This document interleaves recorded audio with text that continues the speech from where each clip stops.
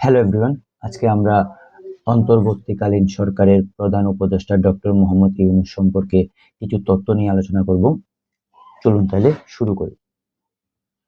Doctor Mohammad Yunus 2024 সালের 8ই August থেকে 2026 সালের 16ই ফেব্রুয়ারি পর্যন্ত বাংলাদেশের অন্তর্বর্তীকালীন সরকারের প্রধান উপদেষ্টা হিসেবে দায়িত্ব পালন করেছেন। আমরা জানি ডক্টর ইউনূস একজন অধ্যাপক, উদ্যোক্তা, সমাজসেবক ও নোবেল বিজয়ী অর্থনীতিবিদ। তিনি মূলত ক্ষুদ্র ঋণ বা মাইক্রো ক্রেডিট ধারণাকে বিশ্বব্যাপী পরিচিত করে তোলার জন্য বিখ্যাত। ডক্টর মোহাম্মদ ইউনূস 1940 সালের 28শে জুন চট্টগ্রামের হাটহাজারীর বাতুয়া গ্রামে জন্মগ্রহণ করেন। তিনি গ্রামীণ ব্যাংকের প্রতিষ্ঠাতা ও 3 জিরোসের প্রবক্তা। উল্লেখ্য, গ্রামীণ ব্যাংক 1983 সালে প্রতিষ্ঠা করা হয়। তার প্রতিষ্ঠিত গ্রামীণ ব্যাংক এবং তিনি যৌথভাবে 2006 সালে প্রথম বাংলাদেশী ও তৃতীয় বাঙালি হিসাবে নোবেল পুরস্কার লাভ করেন।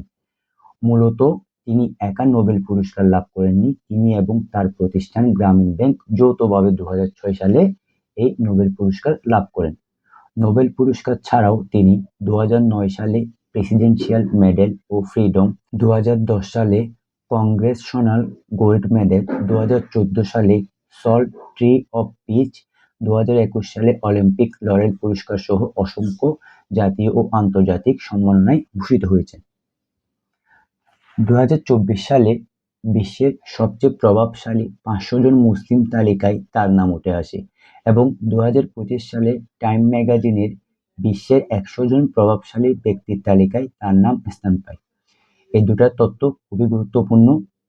তার উল্লেখযোগ্য বইসমূহ: দরিদ্রহীন বিশ্বের অভিমুখে, এটি তার আত্মজীবনী; 3 ফার্মার্স অফ জাবরা, এটি 1974 সালে প্রকাশিত হয়; a world of 3 zeros, the new economics of zero poverty, zero unemployment and zero carbon emissions, banker to the poor.